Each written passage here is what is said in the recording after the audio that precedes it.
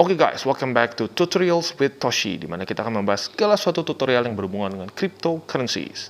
Oke, pada tutorial Satoshi kita pada hari ini, kita akan membahas mengenai seseorang yang bernama Fibonacci. Walaupun ya gue gak akan terlalu fokus ke orangnya ya, lebih ke pemakaian di technical analisisnya. Nah jadi Fibonacci ini adalah seorang mathematician ya. Tapi yang uniknya dia ini terkenal dengan berbagai macam nama. Yang paling terkenal ya terkenal sebagai Fibonacci ya. Selain dari itu dia juga dikenal sebagai Leonardo Bonacci, Leonardo of Pisa, dan juga Leonardo Bigolo Pisano. Ya, namanya cukup banyak tapi biar gampang kita sebut saja dia Fibonacci. Dan dia hidup itu di tahun 1170-an. Meninggal di sekitar 1240 atau 50-an. Ya, tapi kita nggak akan terlalu fokus kepada orangnya, tapi kita fokus terhadap sequence dari Fibonacci ini. Dimana kalau kalian yang sudah pernah sekolah, bahkan setahu gue dari SD aja kita udah diajarin, yaitu Fibonacci sequence, gitu ya. Dimana ini sebenarnya quite simple ya kalau kita lihat ya. Hanya 1 tambah 1 sama dengan 2, 1 tambah 2 1 tambah 2 sama dengan 3, 2 tambah 3 sama dengan 5, dan seterusnya. Hanya basically ini tambah ini jadi ini tambah ini jadi ini, terus seperti itu ya. Tapi yang anehnya, sequence ini berada di nature, gitu, di berbagai macam hal. Contohnya apa saja? Kita lihat ya. Yang paling gila adalah galaksi yang bentuknya spiral. Kalau kita lihat galaksi yang bentuknya spiral ini ternyata mengikuti Fibonacci sequence. Jadi gila, banyak sekali hal-hal yang ternyata ya itu mengikuti Fibonacci. Ya, kita lihat golden ratio, dia melakukan sama. Dan apalagi tree branches, lalu pine cones, lalu apalagi seeds, flowers, dan banyak lagi. Jadi secara logikanya seperti apa sih? Kenapa ini bisa jadi satu indikator technical analysis? Ya mereka berpikir seperti ini. Kalau ini banyak terjadi secara natural di dunia, masuk akal dong kalau kita bisa coba dipakai untuk trading. Gitu. Jadi itu dasar berpikirnya kenapa Fibonacci ini dipakai untuk sebagai technical analysis. Atau mungkin lebih tepatnya dipakai untuk mencari support dan resisten. Walaupun bisa dibilang Fibonacci retracement ya. Kalau untuk technical analysis namanya Fibonacci retracement. Itu sedikit kontroversial. Banyak yang merasa bahwa itu tidak berdasarkan data dari market. Hanya pengulangan pengulangan angka-angka saja. Itu dasarnya dari sini, Fibonacci sequence. Banyak orang yang berpikir bahwa itu nggak bisa jadi patokan support dan resisten. Tapi ya baik lagi, ya kenapa di dunia juga banyak yang basically tanpa didesain mereka melakukan sequence ini, gitu ya. Jadi ya bisa dibilang ini ada pro kontranya. Kalau menurut gua, ya gua cenderung di tengah lah ya. Gua pakai tapi bukan sebagai indikator tunggal gitu. Gua nggak akan ambil satu posisi karena hanya si Fibonacci saja. Jadi butuh beberapa indikator lain. Makanya kalau gue pribadi, Fibonacci tidak gue pakai sendirian. Dia adalah indikator tambahan bentuknya ya. Nah kita akan masuk lebih jelasnya nanti ke belakang seperti apa teknisnya gitu ya. Oke, sekarang kita akan masuk ke si indikatornya itu sendiri yang bernama Fibonacci retracement ya. Jadi ini adalah satu technical analysis, salah satu cara untuk membaca market secara teknikal gitu. Dan tujuannya adalah untuk menemukan support dan resisten tentunya. Nah, kalau kita lihat common levels yang sering dipakai adalah 23,6%, 38,2%, 50%, 61,8%. Walaupun sebenarnya kalau kalian cek ada banyak sekali kalau kalian mau coba lihat tuh. Ada yang 0,236, 0,382 dan seterusnya kalau kalian mau cek gitu ya ada banyak. Tapi ini yang paling common. Gue pribadi pakai berapa? Gue hanya pakai 2 saja, yaitu 50 dan 61,8%. Kenapa gue hanya pakai 2 saja? Karena menurut gue 2 ini yang paling reliable dan saat tembus dua-duanya ini kemungkinan besar market akan reversal gitu atau ya dia akan turun atau naik tergantung dari posisinya lu tarik dari mana ya. Jadi kurang lebih seperti itu dan mungkin kita akan masuk ke teknikal atau mungkin lebih tepatnya masuk ke chartnya ya sebentar lagi.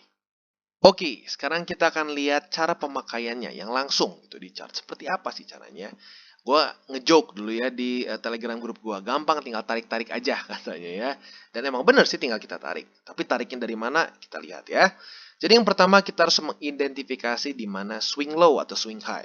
Gitu ya. Di mana tujuannya adalah kita mencari support dan resisten.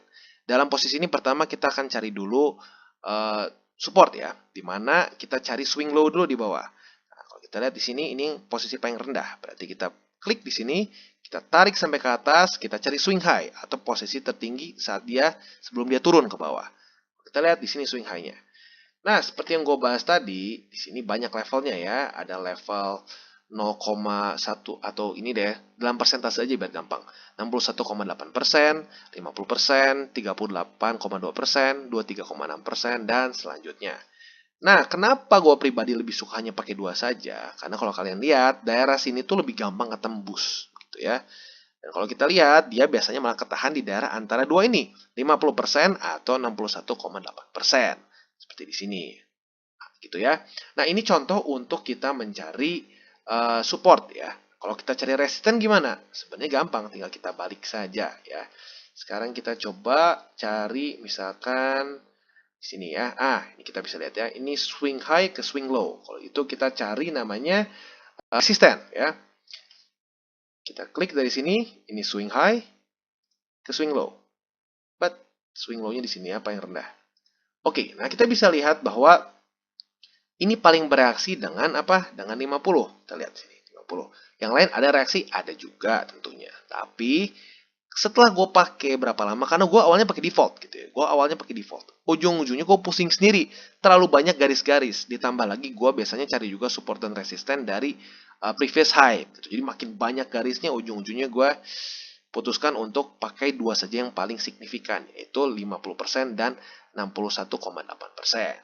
Ya kan, kalau kalian lihat di sini ya, turun, kita bisa lihat tuh, efeknya adalah yang efek banget tuh di daerah sini. Tuh. Saat dia tembus di sini, boom, nah, dia baru mulai reversal. Gitu. Jadi intinya adalah kenapa makanya gua cenderungnya pakai yang ini. Template gua itu hanya dua saja, 61,8 dan 50%. Kalian mau pakai yang mana? Terserah kalian. Itu balik ke kalian masing-masing. Oke, jadi kita akan recap ya. Untuk kalian mencari resisten, apa yang harus kalian lakukan? Coba kita pikir baik-baik. Resisten adanya di mana? Adanya di atas dong, kan resisten. Support adanya di bawah. Berarti untuk kita mencari resisten, yang harus kita lakukan adalah tarik dari atas ke bawah, ya. Dari swing high ke swing low di sini. Nah, seperti yang kita lihat ya, seperti ini bentuknya. Dan mungkin ini sedikit berbeda dari orang lain, mungkin cara menggunakannya adalah kalau gua nggak spesifik seperti ini. Banyak yang bilang kan, kalau sudah tembus 50% itu pasti reversal. Gua nggak pernah mau terlalu deterministik gitu ya, apalagi kalau hanya dengan satu line saja. Makanya kalau gua pribadi, gua anggap akan potensi untuk bisa reversal itu kalau dia tembus 61,8% dan 50%. Itu kalau tembus dua-duanya, kemungkinan dia untuk reversal tinggi. Begitu. Kalau kita lihat di sini dia tembus ya di daerah sini. Makanya akhirnya ya kita lihat dia naik gitu. Nah, sekarang pertanyaannya gimana kalau kita mau lihat support? Kita mau cari support seperti apa? Kalau kita mau cari support, ya tinggal kita balik. Support di mana? Support di bawah. Berarti kita tarik dari mana? Dari bawah ke atas. Dari swing low ke swing high. Dan kita lihat di sini daerah 50% masih menjadi support. Makanya ini seringkali gue sebut support Fibo. Dan biasanya gue kasih kotak di sini ya, gue kasih kotak di daerah sini supaya apa? Supaya lu nggak pusing gitu di mana bentuknya gitu, di mana si resistennya atau di mana supportnya. Gue tinggal kasih. Makanya kalau kalian lihat tuh ya ada kotak-kotak di dalam teknik analisis gue itu adalah antara support Fibo atau resisten Fibo. Kalau warnanya biru dia adalah support biasanya. Dan kalau dia warnanya merah itu biasanya dia resisten. Seperti itu ya. Jadi buat kalian yang bingung dari cewek ini kotak-kotak apa, ini adalah kotak-kotak dari resisten atau support Fibo ya. Oke, nah pertanyaannya sekarang adalah gimana nih Bang? Menurut lu bagus nggak nih si Fibonacci ini? Menurut gua ini ada gunanya, kepake. Tapi jangan sampai jadi satu-satunya indikator kita. Lu butuh tambahan yang lain gitu. Dan yang pasti menurut gua ini adalah bukan indikator utama gua gitu kesannya. Karena kalau bisa dibilang utamanya gua adalah menggunakan moving average karena menurut gua itu lebih akurat ya.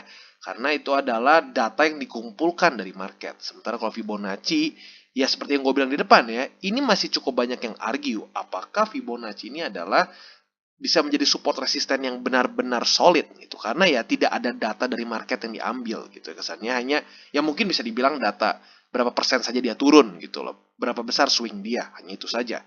Sementara kalau kayak moving average, Bollinger Band, RSI dan lain-lain, semua ini berdasarkan dari data yang ada dalam market, berapa dia close, dia seperti apa week dan lain-lainnya gitu ya. Jadi ya gue ingatin sekali lagi, untuk Fibonacci biasanya gue gunakan hanya untuk indikator tambahan gitu. Walaupun ya kalau kita bisa bilang ya, kalau kalian kalau kalian lihat di DCWT gua cukup banyak ya kotak-kotak itu. Berarti semua kotak-kotak itu adalah Fibonacci retracement gitu. Dan menurut gua terutama kalau di daerah 50% dan 61,8% di antara daerah itu cukup bagus gitu ya. Itu cukup bagus untuk menjadi daerah support, apalagi kalau dibantu dengan ya moving average, Bollinger Band dan lain-lain gitu. Jadi kalau kita pakai si Fibonacci ini, biasakanlah sebagai untuk apa? Untuk mencari confluence trading. Itu untuk mencari confluence. Itu bukan untuk sebagai indikator utama. Karena kalau kalian lihat ya, apalagi kalau datanya terlalu pendek gitu ya, ini banyak banget false-nya kalau kalian hanya pakai Fibonacci retracement saja. Apalagi kalau lu pakai Fibonacci retracement yang full. Itu lu kemungkinan besar kalau lu beli setiap di level-levelnya itu lu sering kali false. Banyak banget false-nya. Makanya gua hanya pakai 50 dan 61,8% saja. Kita lihat ya, hanya pakai dua itu saja masih bisa sering kali salah. Swing low ke swing high. Kita lihat apa yang terjadi. Tembus. Gagal ke bawah. Ujung-ujungnya ya loss kalau lu beli di daerah sini gitu ya. Walaupun ya balik lagi ya, biasanya lu butuh juga apa namanya konfirmasi ya. Ya intinya apa? Intinya lu pakai ini sebagai tambahan saja gitu ya. Jadi seperti yang kalian lihat misalnya kayak sekarang nih. Ini contoh yang cukup bagus juga nih hari ini. Di mana hari ini harga Bitcoin ini sebenarnya ketahan dengan apa? Kalau kita mau ngomong, well, technically speaking, dia ketahan dengan si Fibonacci retracement dan plus 50 juga gitu. Jadi intinya adalah gue pakai ini sebagai dua. Yang pertama sebagai support dan resisten, yang daerah sini ya, yang dua level ini. Plus juga kita pakai sebagai apa? Pertanda apakah market akan reversal. Karena biasanya seperti yang gue bilang, kalau dia tembus dia tembus persentase 61,8%, dia trading di bawah sini, itu kemungkinan besar akan terjadi reversal dalam market, ya. Jadi itu dua kegunaan yang gue sering pakai untuk Fibonacci retracement ini, ya. Dan buat kalian yang mungkin masih penasaran dengan technical analysis lain yang gue sering pakai di DCWT gue, boleh kalian komen di bawah. Apabila kalian ya cukup banyak yang minta, gue bisa bikin video sejenis ini lagi, ya. Kurang lebih seperti itu untuk hari ini. Oke guys, apabila segmen ini bermanfaat bagi kalian, jangan lupa untuk share, like, subscribe, dan klik the bell icon. See you on the next videos.